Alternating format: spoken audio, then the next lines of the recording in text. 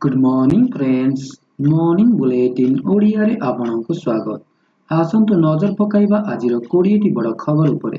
भल पाइबा स्वरूप वीडियोटी को लाइक शेयर और चैनल टी को सब्सक्राइब करंतु। आजिर प्रथम खबर महंगा माड़ पुणी बढ़िला एलपीजी सिलेंडर दर। डिसेम्बर पहिलारु खाउटींक उपरे पुणी महंगा माड़ होईछि। क्रमागत 5 मास धरी वाणिज्यिक एलपीजी सिलेंडर दर वृद्धि पाइछि। तेबे घरोई सिलेंडर मूल्य स्थिर रहिछि। एथिरे कोनोसी परिवर्तन होई नाही। तैल मार्केटिंग कंपनी गुड़िकर वेबसाइट अनुसार वाणिज्यिक सिलेंडर दर में 16 टंका 50 पैसा वृद्धि पाइछि। यह क्रमागत पंचम मास जेतेबेले वाणिज्यिक सिलेंडर मूल्य वृद्धि पाइछि।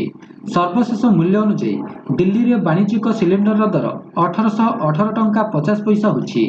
गत मासरे अर्थात नवेम्बर रे एहार दाम 1802 टंका। वाणिज्यिक सिलेंडर ओजन 1900 किलोग्राम। यह रेस्टोरेंट इत्यादि व्यवहृत हुए। वाणिज्यिक सिलेंडर दर वृद्धि जोगु रेस्टोरेंट गुड़िक खाद्यर दाम वृद्धि हेबार आशंका रही। परवर्ती खबर भारत को खोला धमक देले ट्रंप। अमेरिकार निर्वाचित राष्ट्रपति शपथ ग्रहण करने पूर्व तांकर नूतन चेतावनी जोगु भारतर चिंता बढ़ाई। से ब्रिक्स देशगुड़िक खोलाखोली धमक दे कहते जे जदि अमेरिकीय डॉलर को दुर्बल करने किंबा बदलवा कौन प्रयास कराए तेबे से एही देशगुड़िक उपरे 100% शुल्क लागू करेंगे। सूचनायोग्य ब्रिक्स हेउची 9 देशर एक गोष्ठी जेउथिरे भारत मध्य अंतर्भुक्त। भारत व्यतीत एही गोष्ठीर सदस्य देशगुड़िक हेउची चीन, रूसिया, दक्षिण आफ्रिका, ईरान, इजिप्ट, इथियोपिया एवं संयुक्त अरब एमिरेट्स रही। 2009 रे गठित ब्रिक्स हेउची एकमात्र प्रमुख अंतर्जातीय गोष्ठी जेउथिरे अमेरिका नाही। ट्रंप एभली पदक्षेप विरोध में ब्रिक्स देशमानकु चेतावनी देइछन्ति। ट्रुथ सोशल उपरे एक पोस्ट रे डोनाल्ड ट्रंप कहते जे ब्रिक्स देशगुड़िक डॉलर रु दूरे जावाकु चेष्टा करुछन्ति। परवर्ती खबर महाराष्ट्र राजनीति डिसेम्बर 5 रे शपथ ग्रहण। महाराष्ट्र कामचला मुख्यमंत्री एकनाथ शिंदे गतकाली महायुति मेंटर गुरुत्वपूर्ण बैठक बातिल करी हठात गाँव को चलीजा फल महाराष्ट्र सरकार गठन नहीं अनिश्चितता बढ़ीथिला।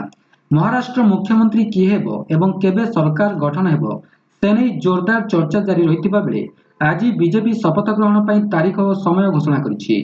डिसेम्बर 5 तारीख अपराह्न 5टारे मुंबईर आजाद मैदान रे शपथ ग्रहण उत्सव कार्यक्रम हेबो बोली बीजेपी घोषणा करिछि। जदियो मुख्यमंत्री आसन रे किए बसिबे से नहीं किछि स्पष्ट सूचना मिली नाही, तथापि बीजेपी शपथ ग्रहण पर तारीख घोषणा करने द्वारा एने लगी रही अनिश्चिततार अवसान घटी। अन्य पक्षरे एनसीपी नेता अजित पवार महाराष्ट्र में सरकार गठन चित्र स्पष्ट करी कहते जे राज्य में मुख्यमंत्री बीजेपी एवं शिवसेना और एनसीपी को उपमुख्यमंत्री पद मिल। से कहते महायुति नेता दिल्ली बैठक में निष्पत्ति नि महायुति बीजेपी मुख्यमंत्री सरकार गठन करिबो। परवर्ती खबर बांग्लादेश रे पुणी 3 हिंदू मंदिर उपरे आक्रमण। आउ जणे हिंदू पुरोहित बिना वारंट रे गिरफ। बांग्लादेश रे पुणी हिंदू मंदिर उपरे आक्रमण होइछि।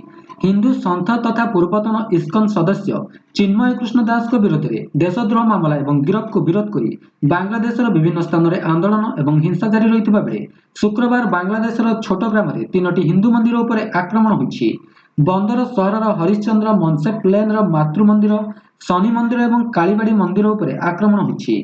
मंदिर कर्तृपक्ष कहते किछि लोक हिंदू विरोधी स्लोगान दे मंदिर परिसर में भंगारुजा कहते। अन्यपक्षे आज पुणी जड़े हिंदू पुरोहित को गिरफ कर ना श्यामदास प्रभु। चिन्मय कृष्ण दास को भेटापी से जेल को जाइथिबा बेले तांको गिरफ कर बिना वारंट रे गिरफ कर।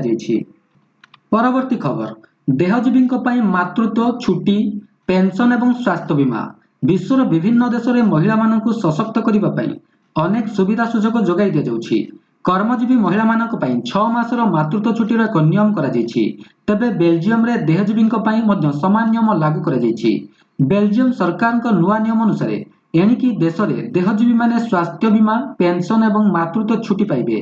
बेल्जियम सरकार देहजीवी मानक रोजगार चुक्तिनामा उपर एक श्रम आईन अनुमोदन करिसेंति। एहा सहित एभली आईन प्रणयन करी बेल्जियम विश्वर प्रथम देश होई परिछि। परवर्ती खबर आलू दर अणायत लोकों 40 टंका एवं मंत्री 30 टंका। ପଶ୍ଚିମବଙ୍ଗରୁ ଓଡ଼ିଶାକୁ ଆଳୁ ଗାଡ଼ି ଆସିବା ବନ୍ଦ ହେବାକୁ 2 ଦିନ ହେଲାଣି। ଏହା ଭିତରେ ବଜାରରେ ଆଳୁ ଦର ବଢ଼ିଗଲାଣି। ଲୋକମାନେ କେଉଁଠୁ ଆଳୁ କେଜି 40 ଟଙ୍କା ତ ଆଉ କେଉଁଠି 45 ଟଙ୍କାରେ କିଣୁଛନ୍ତି। ହେଲେ ଯୋଗାଣ ମନ୍ତ୍ରୀ କୃଷ୍ଣଚନ୍ଦ୍ର ପାତ୍ର ରାଜ୍ୟରେ ଆଳୁ ଦର ବଢ଼ିଥିବା ମାନିବାକୁ ନାରାଜ। ମନ୍ତ୍ରୀ ଆଜି ଗଣମାଧ୍ୟମକୁ କହିଛନ୍ତି ଯେ 30 ଟଙ୍କା ଆଳୁ କିଣୁଛନ୍ତି। ରାଜ୍ୟରେ ଆଳୁ ଯୋଗାଣ କିଭଳି ସ୍ୱାଭାବିକ ହେବ ଓ ଲୋକମାନେ ସୁଲଭ ଦରରେ ଆଳୁ ପାଇବେ ତାହାକୁ ସୁନିଶ୍ଚିତ କରିବା ବଦଳରେ ମନ୍ତ୍ରୀ ଗଣମାଧ୍ୟମରେ ବୟାନବାଜିରେ ମାତିବା ଗ୍ରାହକଙ୍କୁ ଚିନ୍ତାରେ ପକାଇଛି। 3 ମାସ ତଳେ ଓଡ଼ିଶାରେ ଏଭଳି ଆଳୁ ସଂକଟ ଦେଖାଦେଇଥିଲା। ଆଳୁ ଦର 50ରୁ 60 ଟଙ୍କା ଛୁଇଁଥିଲା। ବେଶ କିଛି ଦିନ ଧରି ଲୋକମାନେ ଆଳୁକୁ ନେଇ ହନ୍ତସନ୍ତ ହୋଇଥିଲେ। ଏଥିରେ ସୁଧାର ଆସିବାର କିଛି ଦିନ ପରେ ପୂର୍ବ ସ୍ଥିତି ଫେରିଛି। ପଶ୍ଚିମବଙ୍ଗ ସରକାର ଅନ୍ୟ ରାଜ୍ୟକୁ ଆଳୁ ପଠାଇବାକୁ ମନା କରିବାରୁ ଓଡ଼ିଶାରେ ଆଳୁ ସଂକଟ ବଢ଼ିଯାଇଛି। ଗୋଦାମରୁ ଆଳୁ ଷ୍ଟକ୍ ସରିଗଲାଣି। ଭୁବନେଶ୍ୱରର ଆଇଗିଣିଆ, କଟକ, ଛତ୍ରବଜାର ଆଳୁଗଦିକୁ ପର୍ଯ୍ୟାପ୍ତ ଆଳୁ ଆସୁନାହିଁ। ଲୁଚାଛପାରେ ଯେଉଁ ଗାଡ଼ି ଆସୁଛି ତାହା ଯଥେଷ୍ଟ ନୁହେଁ। ପରବର୍ତ୍ତୀ ଖବର, ଏସ୍ସିବିରେ ସଫଳ ଅସ୍ତ୍ରୋପଚାର, 12 ଘଣ୍ଟା ପରେ ମୁଣ୍ଡରୁ ବାହାରିଲା କୁରାଢ଼ୀ। କନ୍ଧମାଳରୁ କଟକ ବଡ଼ ଡାକ୍ତରଖାନା 12 ଘଣ୍ଟା ଯନ୍ତ୍ରଣାରେ ଛଟପଟ ହୋଇଥିଲା ବିବେକ କହଁର। ଏସ୍ସିବି ଟ୍ରମା ୟୁନିଟ୍ରେ 4 ଘଣ୍ଟାର ସଫଳ ଅସ୍ତ୍ରୋପଚାର ପରେ ତାଙ୍କ ମୁଣ୍ଡରୁ କୁରାଢ଼ୀଟିକୁ ବାହାର କରାଯାଇଛି। କିନ୍ତୁ ବିବେକଙ୍କ ଅବସ୍ଥା ଗୁରୁତର ରହିଥିବାରୁ ତାଙ୍କୁ ଭେଣ୍ଟିଲେଟରରେ ରଖାଯାଇଛି। ଗତକାଲି ସେଠାରେ ହୋଇଥିବା ଗଣ୍ଡଗୋଳରେ କେହି ଜଣେ ତାଙ୍କ ମୁଣ୍ଡକୁ କୁରାଢ଼ୀରେ ଆକ୍ରମଣ କରିଥିଲେ। ଫଳରେ କୁରାଢ଼ୀ ତାଙ୍କ ମୁଣ୍ଡରେ ଲାଗି ରହିଥିଲା। ଗୁରୁତର ଅବସ୍ଥାରେ କନ୍ଧମାଳ ମୁଖ୍ୟ ଚିକିତ୍ସାଳୟରୁ ଏସ୍ସିବି କାଜୁଆଲିଟିକୁ ସ୍ଥାନାନ୍ତର କରାଯାଇଥିଲା। ମୁଣ୍ଡରେ କୁରାଢ଼ୀ ଲାଗି ରହିଥିବାରୁ ତାଙ୍କର ସିଟି ସ୍କାନ୍ ମଧ୍ୟ ସମ୍ଭବ ହୋଇପାରିନଥିଲା। ତେଣୁ କେତେ ଦୂର ପର୍ଯ୍ୟନ୍ତ କୁରାଢ଼ୀ ପଶିଛି ତାକୁ ଜାଣିବା ଅସ୍ତ୍ରୋପଚାର କରୁଥିବା ଡାକ୍ତରଙ୍କ ପାଇଁ ଚ୍ୟାଲେଞ୍ଜ ଥିଲା। ତାଙ୍କ ମୁଣ୍ଡରେ 9 ସେଣ୍ଟିମିଟର ଚଉଡ଼ା ଓ 4 ସେଣ୍ଟିମିଟର ଗଭୀରକୁ ଯାଇଥିଲା କୁରାଢ଼ୀ। ତେବେ ଅସ୍ତ୍ରୋପଚାର କରି ନ୍ୟୁରୋସର୍ଜରୀ ବିଭାଗ ଡାକ୍ତର ପ୍ରତାପ ଚନ୍ଦ୍ର ଶତପଥୀ ସଫଳତାର ସହିତ କୁରାଢ଼ୀକୁ କାଢ଼ି ନେଇଛନ୍ତି। ଏବେ ସେ ଭେଣ୍ଟିଲେଟରରେ ରହିଥିବା ଓ ତାଙ୍କ ଅବସ୍ଥା ସଙ୍କଟାପନ୍ନ ଥିବା ଏସ୍ସିବି ପକ୍ଷରୁ ସୂଚନା ଦିଆଯାଇଛି। ପରବର୍ତ୍ତୀ ଖବର, 7 ଜିଲ୍ଲାରେ ନକ୍ସଲଙ୍କ ଦବଦବା ରହିଛି କହିଲେ ବିଏସ୍ଏଫ୍। ଓଡ଼ିଶାର ନେତା ହେଉଛନ୍ତି ଆନ୍ଧ୍ର ଏବଂ ଛତିଶଗଡ଼। 2010 ମସିହା ବେଳକୁ ଓଡ଼ିଶାର ପାଖାପାଖି 18 ଜିଲ୍ଲାରେ ନକ୍ସଲଙ୍କ ଦବଦବା ରହିଥିଲା। 2004 ମସିହା ପରଠୁ ଓଡ଼ିଶାରେ ନକ୍ସଲଙ୍କ ଉତ୍ପାତ ଚରମ ସୀମାରେ ପହଞ୍ଚିଥିବାରେ ଲାଗିଥିଲା। 2004ରେ କୋରାପୁଟ ପୁଲିସ ଅସ୍ତ୍ରାଗାର ଉପରେ ଆକ୍ରମଣ, 2006ରେ ମୋଟୁ ଥାନାରେ ଆକ୍ରମଣ ଓ 2009ରେ ଦାମନଯୋଡ଼ି ସିଆଇଏସ୍ଏଫ୍ ଶିବିରରେ ଆକ୍ରମଣ ଭଳି ଭୟଙ୍କର କାଣ୍ଡ ଘଟାଇ ନକ୍ସଲମାନେ ଆତଙ୍କରାଜ ଚଳାଇଥିଲେ। ନକ୍ସଲ ଦମନରେ ପଛୁଆ ରହିଯାଇଥିବା ଓଡ଼ିଶାର ମାଓବାଦୀମାନେ ଏକ ସମାନ୍ତରାଳ ସରକାର ଚଳାଇଥିଲେ। କିନ୍ତୁ 2010 ପରେ ବିଏସ୍ଏଫ୍ ଓଡ଼ିଶାରେ ମୁତୟନ ହେବା ପରଠୁ ଧୀରେ ଧୀରେ ସ୍ଥିତିରେ ସୁଧାର ଆସିଲା।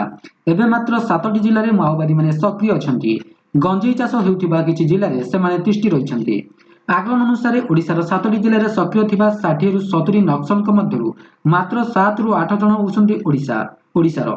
ଆନ୍ଧ୍ରପ୍ରଦେଶ ଓ ଛତିଶଗଡ଼ର ନକ୍ସଲମାନେ ଓଡ଼ିଶାର ନେତୃତ୍ୱ ନେଉଛନ୍ତି। ବିଏସ୍ଏଫ୍ ଆଇଜି ସିଡି ଅଗ୍ରୱାଲ ଓଡ଼ିଶାରେ ମାଓ ସ୍ଥିତିକୁ ନେଇ ଗଣମାଧ୍ୟମକୁ ଏଭଳି ସୂଚନା ଦେଇଛନ୍ତି।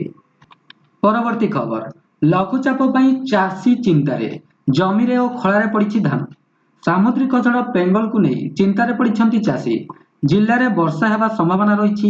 ଜମିରେ ପାଣି ଜମା ରହିଲେ ଧାନ କାଟି ହେବ ନାହିଁ। ବହୁ ଜମିରେ ଧାନ ପାଚିଗଲାଣି। ଧାନ କେଣ୍ଡା ଓହଳିବାରେ ଲାଗିଥିଲା।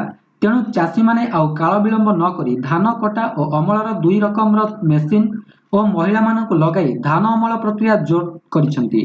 କିଛି ଚାଷୀ ଜମିରେ ଧାନ କାଟିବା ସାଙ୍ଗେ ସାଙ୍ଗେ ଜମିର ଅଳ୍ପ ଶୁଖିବା ପରେ ତୁରନ୍ତ ଜମିକୁ ପାର୍ଶ୍ୱକୁ ଆଣି ଅମଳ କରିବାରେ ଲାଗି ପଡ଼ିଛନ୍ତି। କିଛି ସ୍ଥାନରେ ଧାନ କଟା ମେସିନ୍ ମିଳୁନଥିବାରୁ ଧାନ କାଟି ତୁରନ୍ତ ଥ୍ରେସିଂ ମେସିନରେ ପକାଇ ଧାନ ଅମଳ କରି ବସ୍ତାରେ ପ୍ୟାକ୍ କରି ଖଳାରେ ରଖୁଥିବା ଦେଖିବାକୁ ମିଳିଛି।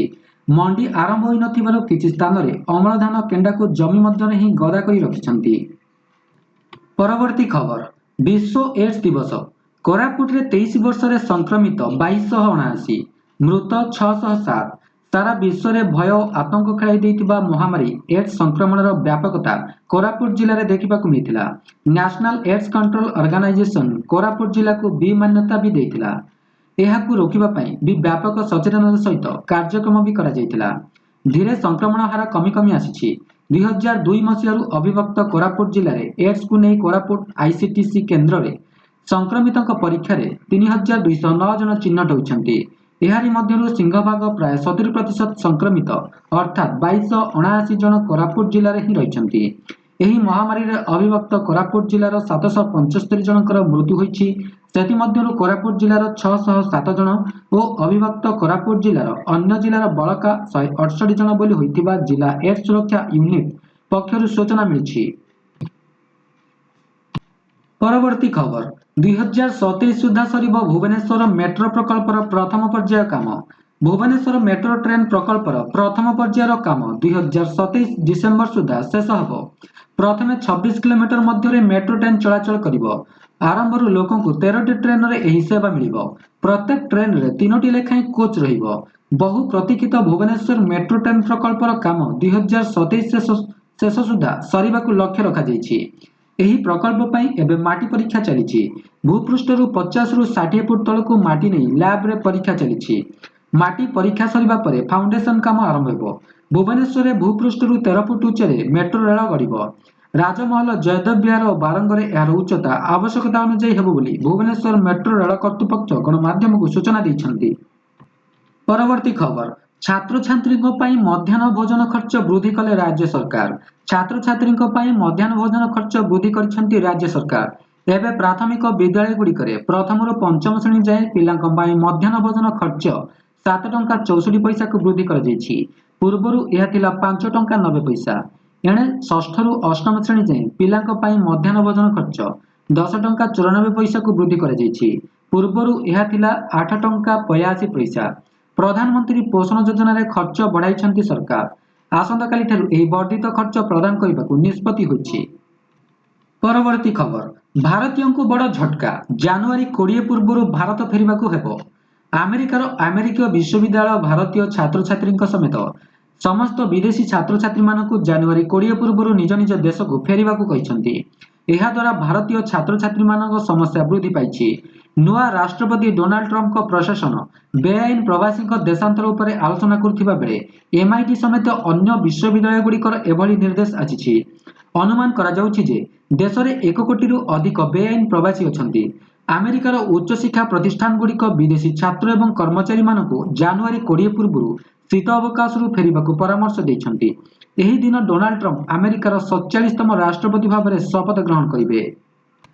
ପରବର୍ତ୍ତୀ ଖବର ନଇଁଲା ପାକିସ୍ତାନ। ହାଇବ୍ରିଡ୍ ମଡେଲରେ ହେବ ଚାମ୍ପିୟନ୍ସ ଟ୍ରଫି। ଚାମ୍ପିୟନ୍ସ ଟ୍ରଫି 2025କୁ ନେଇ ବଡ଼ ଖବର ସାମ୍ନାକୁ ଆସିଛି।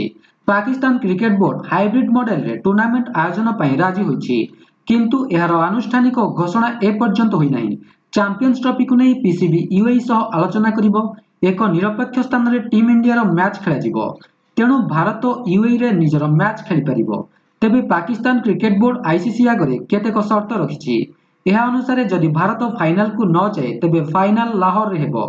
ଆଉ ଏକ ସର୍ତ୍ତ ହେଉଛି ଭବିଷ୍ୟତରେ ଭାରତରେ ଯଦି କୌଣସି ICC ଟୁର୍ଣ୍ଣାମେଣ୍ଟ ଆୟୋଜନ ହୁଏ ତେବେ ପାକିସ୍ତାନ ଭାରତକୁ ଖେଳିବାକୁ ଯିବ ନାହିଁ ଓ ତାହା ହାଇବ୍ରିଡ୍ ମୋଡରେ ଖେଳାଯିବ। ତେବେ ଏନେଇ ICCର ପ୍ରତିକ୍ରିୟା ମିଳିପାରି ନାହିଁ। ପରବର୍ତ୍ତୀ ଖବର ମୃତ୍ୟୁକୁ ଆଲିଙ୍ଗନ କରିବେ ଲୋକେ। ସ୍ୱତନ୍ତ୍ର ବିଲ୍ ପାରିତ କଲା ବ୍ରିଟେନ। ବ୍ରିଟିଶ ସଂସଦର ନିମ୍ନ ଗୃହରେ ଇଚ୍ଛା ମୃତ୍ୟୁ ସମ୍ବନ୍ଧୀୟ ଏକ ବିଲ୍ ପାରିତ ହୋଇଛି। ଏହାକୁ ନେଇ ଏବେ ଆଲୋଚନା ହେଉଛି। ଏହି ବିଲ୍ ଅନୁଯାୟୀ ଯେଉଁମାନେ ଇଚ୍ଛା ମୃତ୍ୟୁ ଚାହୁଁଛନ୍ତି ସେମାନେ ବର୍ତ୍ତମାନ ସହଜରେ ନିଜ ପସନ୍ଦରେ ମୃତ୍ୟୁକୁ ଆଲିଙ୍ଗନ କରିପାରିବେ। ବ୍ରିଟିଶ ସଂସଦରେ ଇଚ୍ଛା ମୃତ୍ୟୁ ସମ୍ବନ୍ଧୀୟ ଏକ ବିଲ୍ ଆଗତ କରାଯାଇଥିଲା। ଏହି ବିଲ୍ ଅନୁଯାୟୀ ଗୁରୁତର ଅସୁସ୍ଥ ବୃଦ୍ଧ-ବୃଦ୍ଧା ଅବା ଅନ୍ୟ ବ୍ୟକ୍ତିମାନେ ସେମାନଙ୍କ ଜୀବନକୁ ଶେଷ କରିପାରିବେ। ଯେଉଁମାନଙ୍କର ବଞ୍ଚିବା ଅତ୍ୟନ୍ତ କଷ୍ଟକର ହୋଇପଡ଼ିଥିବା ଅବା ସେମାନେ କୌଣସି ଦୁରାରୋଗ୍ୟ ରୋଗରେ ପୀଡ଼ିତ ଥିବେ। ବ୍ରିଟିଶ ସଂସଦରୁ ଏହି ବିଲ୍ ପ୍ରାରମ୍ଭିକ ଅନୁମୋଦନ ଲାଭ କରିଛି, ଯାହା ବର୍ତ୍ତମାନ ଅନୁମୋଦନ ପାଇଁ ଉପର ଗୃହକୁ ପଠାଯାଇଛି। ପରବର୍ତ୍ତୀ ଖବର ଲାଞ୍ଚ ମାମଲାରେ ମୁହଁ ଖୋଲିଲେ ଆଦାନୀ। କହିଲେ ପ୍ରତ୍ୟେକ ଆକ୍ରମଣ ଆମକୁ ସୁଦୃଢ଼ କରେ। ଆମେରିକାର ନ୍ୟାୟ ବିଭାଗ ଗୌତମ ଆଦାନୀଙ୍କ ସମେତ 8 ଜଣଙ୍କ ବିରୋଧରେ ଲାଞ୍ଚ ପ୍ରଦାନ ସଂକ୍ରାନ୍ତ ଅଭିଯୋଗ ଆଣିବା ପରେ ପ୍ରଥମ ଥର ପାଇଁ ସେ ଆଜି ମୁହଁ ଖୋଲିଛନ୍ତି। ଏହି ଅଭିଯୋଗକୁ ଖଣ୍ଡନ କରିବା ସହ ପ୍ରତ୍ୟେକ ଅଭିଯୋଗ ଆମକୁ ସୁଦୃଢ଼ କରେ ବୋଲି ସେ ମତ ଦେଇଛନ୍ତି। ଜୟପୁରଠାରେ ଆୟୋଜିତ 51ତମ ଜେମ୍ ଆଣ୍ଡ ଜୁଏଲାରୀ ପୁରସ୍କାର ପ୍ରଦାନ ସମାରୋହରେ ଯୋଗଦେଇ ସେ ଆଦାନୀ କହିଛନ୍ତି ଯେ ଯଦିଓ ଆମର ଅନେକ ସଫଳତା ରହିଛି, ଅନେକ ଚ୍ୟାଲେଞ୍ଜ ବି ରହିଛି, କିନ୍ତୁ ଏସବୁ ଚ୍ୟାଲେଞ୍ଜ ଆମକୁ ଭାଙ୍ଗି ଦେଇନାହିଁ, ବରଂ ସେ ସବୁକୁ ଆମକୁ ଅଧିକ ମଜବୁତ କରିଛି। ଆମର ନୀତିଗୁଡ଼ିକ ପ୍ରତି ଆମର ବଳିଷ୍ଠ ଅଙ୍ଗୀକାରବଦ୍ଧତା ରହିଛି। ନିକଟ ଅତୀତରେ ଘଟିଥିବା ଏକ ଘଟଣା ଏହାର ଏକ ଉଦାହରଣ। ଆମେରିକାଠାରୁ ଆମେ କେତେକ ଅଭିଯୋଗ ସମ୍ମୁଖୀନ ହୋଇଛୁ। ପ୍ରଥମ ଥର ପାଇଁ ତାଙ୍କ କମ୍ପାନୀ ଏଭଳି ଆହ୍ୱାନର ସମ୍ମୁଖୀନ ହୋଇନାହିଁ। ତେବେ ପ୍ରତ୍ୟେକ ଆକ୍ରମଣ ଆମକୁ ମଜବୁତ କରେ ଏବଂ ପ୍ରତ୍ୟେକ ପ୍ରତିବନ୍ଧକ ଆମ ପାଇଁ ଉପରକୁ ଉଠିବାର ପାହାଚ ବୋଲି ସେ କହିଛନ୍ତି। ପରବର୍ତ୍ତୀ ଖବର କମୁଛି ବିଦେଶୀ ମୁଦ୍ରା ଭଣ୍ଡାର, ଦୁର୍ବଳ ହେଉଛି ଟଙ୍କା। ଦେଶର ବିଦେଶୀ ମୁଦ୍ରା ଭଣ୍ଡାର କ୍ରମାଗତ ଭାବେ ଅଷ୍ଟମ ସପ୍ତାହ ପାଇଁ ହ୍ରାସ ପାଇଛି। ନଭେମ୍ବର 22ରେ ଶେଷ ହୋଇଥିବା ସପ୍ତାହରେ ଏଥିରେ 1.31 ବିଲିୟନ ଡଲାର ହ୍ରାସ ଘଟିଛି। ଫଳରେ ବିଦେଶୀ ମୁଦ୍ରା ଭଣ୍ଡାର 656.582 ବିଲିୟନ ଡଲାରକୁ କମିଛି। ଉଲ୍ଲେଖଯୋଗ୍ୟ, ଦେଶର ବିଦେଶୀ ମୁଦ୍ରା ଭଣ୍ଡାର ସେପ୍ଟେମ୍ବର ମାସରେ ରେକର୍ଡ 704.885 ବିଲିୟନ ଡଲାରରେ ପହଞ୍ଚିଥିଲା, କିନ୍ତୁ ତାହା ପରଠାରୁ ଏହା କମି ଚାଲିଛି। ବର୍ତ୍ତମାନ ସୁଦ୍ଧା ବିଦେଶୀ ମୁଦ୍ରା ଭଣ୍ଡାରରେ 48 ବିଲିୟନ ଡଲାରରୁ ଅଧିକ ହ୍ରାସ ଘଟିଲାଣି। ଡଲାର ତୁଳନାରେ ଟଙ୍କାର ବିନିମୟ ମୂଲ୍ୟରେ ହ୍ରାସ ଘଟୁଥିବାରୁ ବିଦେଶୀ ମୁଦ୍ରା ଭଣ୍ଡାର ଉପରେ ଏହାର ପ୍ରଭାବ ପଡୁଛି। ଟଙ୍କାର ବିନିମୟ ମୂଲ୍ୟରେ ଦେଖାଦେଉଥିବା ଅସ୍ଥିରତାକୁ ରୋକିବା ଲାଗି ରିଜର୍ଭ ବ୍ୟାଙ୍କ ହସ୍ତକ୍ଷେପ କରୁଛି। ଅନ୍ୟପକ୍ଷରେ ଆମେରିକାର ରାଷ୍ଟ୍ରପତି ନିର୍ବାଚନରେ ଡୋନାଲ୍ଡ ଟ୍ରମ୍ପଙ୍କ ବିଜୟ କାରଣରୁ ଡଲାର ମଜବୁତ ହେବାରେ ଲାଗିଛି। ଏହାର ପ୍ରତିକୂଳ ପ୍ରଭାବ ଟଙ୍କା ଉପରେ ପଡୁଛି। ଡଲାର ତୁଳନାରେ ଟଙ୍କା ମୂଲ୍ୟ ଶୁକ୍ରବାର ଐତିହାସିକ ସର୍ବନିମ୍ନ ସ୍ତର 84.60 ପହଞ୍ଚିଛି। ଟଙ୍କା ଦୁର୍ବଳ ହେବା ଦ୍ୱାରା ଆଗାମୀ ଦିନରେ ଭାରତର ଆମଦାନୀ ମହଙ୍ଗା ହେବ। ପରବର୍ତ୍ତୀ ଖବର, ଓଟିପି ଆସିବା ବନ୍ଦ ଖବରକୁ ନେଇ ସ୍ପଷ୍ଟ କଲା ଟ୍ରାଇ। ଡିସେମ୍ବର 1 ତାରିଖରୁ ମୋବାଇଲକୁ କୌଣସି ଓଟିପି ଆସିବ ନାହିଁ। ବିନା ଓଟିପିରେ କିଭଳି କାମ କରାଯିବ ତାହାକୁ ନେଇ ଲୋକେ ଚିନ୍ତାରେ ପଡ଼ିଯାଇଥିଲେ। ଏ ଖବରକୁ ନେଇ ଟ୍ରାଇ ଲୋକମାନଙ୍କୁ ଚିନ୍ତା ନ କରିବାକୁ ସୂଚନା ଦେଇଛି। ଭାରତୀୟ ଦୂରସଞ୍ଚାର ନିୟାମକ କର୍ତ୍ତୃପକ୍ଷ ଏକ୍ସରେ ଏକ ପୋଷ୍ଟ ସେୟାର କରି ସୂଚିତ କରି କହିଛି, ଦୂରସଞ୍ଚାର ନିୟାମକ ଦେଶରେ ବୃଦ୍ଧି ପାଉଥିବା ସାଇବର ଅପରାଧକୁ ହ୍ରାସ କରିବା ପାଇଁ ଗତ କିଛି ବର୍ଷ ହେବ ଉଦ୍ୟମ ଜାରି ରଖିଛି। ନକଲି କଲ୍ ଓ ମେସେଜକୁ ଅଟକାଇବା ପାଇଁ ଅକ୍ଟୋବର 1ରୁ ନୂଆ ନିୟମ ଲାଗୁ କରିଦେଇଛି। ଏଥିସହିତ ଟେଲିକମ୍ କମ୍ପାନୀକୁ ମେସେଜ ଟ୍ରେସିବିଲିଟିକୁ ମ୍ୟାଣ୍ଡେଟ୍ କରିବା ପାଇଁ ନଭେମ୍ବର 30 ପର୍ଯ୍ୟନ୍ତ ସମୟ ଦିଆଯାଇଛି। ଏହି ନୂଆ ନିୟମ ଲାଗୁ ହେଲେ କାହାରିକୁ ଓଟିପି ମିଳିବାରେ ବିଳମ୍ବ ହେବ ନାହିଁ। ତେଣୁ ସୋସିଆଲ ମିଡିଆରେ ଘୁରି ବୁଲୁଥିବା ଖବରକୁ ବିଶ୍ୱାସ କରି ଆଦୌ ବିଚଳିତ ହୁଅନ୍ତୁ ନାହିଁ। ପରବର୍ତ୍ତୀ ଖବର, ସୟଦ ମୁସ୍ତାକ ଅଲି ଟ୍ରଫି, ଓଡ଼ିଶାର ହ୍ୟାଟ୍ରିକ୍ ପରାଜୟ। ଭାଇଜାଗରେ ଚାଲିଥିବା ସୟଦ ମୁସ୍ତାକ ଅଲି ଟ୍ରଫି ଗ୍ରୁପ ଡି ମ୍ୟାଚରେ ଓଡ଼ିଶା ହ୍ୟାଟ୍ରିକ୍ ପରାଜୟର ସାମ୍ନା କରିଛି। ବିଦର୍ଭ ଓ ରେଳବାଇଠୁ ହାରିଥିବା ଗୋବିନ୍ଦ ପୋଦାରଙ୍କ ଦଳ ଶୁକ୍ରବାର ତୃତୀୟ ମ୍ୟାଚରେ ପୁଡୁଚେରୀଠୁ 16 ରନରେ ପରାସ୍ତ ହୋଇଛି। ବର୍ଷା ବାଧାପ୍ରାପ୍ତ ଯୋଗୁଁ ଏହି ମ୍ୟାଚକୁ 6 ଓଭର ବିଶିଷ୍ଟ କରାଯାଇଥିଲା। ପ୍ରଥମେ ବ୍ୟାଟିଂ କରିଥିବା ପୁଡୁଚେରୀ 2 ୱିକେଟ ବିନିମୟରେ 91 ରନ୍ କରିଥିଲା। ଜବାବରେ ଓଡ଼ିଶା ଧାର୍ଯ୍ୟ ଓଭର ସୁଦ୍ଧା 3 ୱିକେଟ ହରାଇ 75 ରନ୍ କରିପାରିଥିଲା। ସ୍ୱସ୍ତିକ ସାମଲ ପ୍ରଥମ ବଲରେ ଆଉଟ ହୋଇଥିବା ବେଳେ ଅନ୍ୟମାନେ ଦ୍ରୁତ ରନ୍ ବାହାର କରିବାକୁ ସଂଘର୍ଷ କରିଥିଲେ। ଗୌରବ ଚୌଧୁରୀ 8 ବଲରୁ 2ଟି ଛକା ସହ 17 ରନ୍ କରି ଅପରାଜିତ ଥିବାବେଳେ ଅଭିଷେକ ଯାଦବ 13 ବଲରୁ 18 ରନ୍ ଏବଂ ରାକେଶ ପଟ୍ଟନାୟକ 2 ବଲରୁ 2 ରନ୍ କରିପାରିଥିଲେ। ଅଧିନାୟକ ପୋଦାର ଆକ୍ରମଣାତ୍ମକ ଖେଳିବା ସହ 12 ବଲରୁ 5 ଛକା ସହାୟତାରେ 33 ରନ୍ ଉଠାଇଥିଲେ।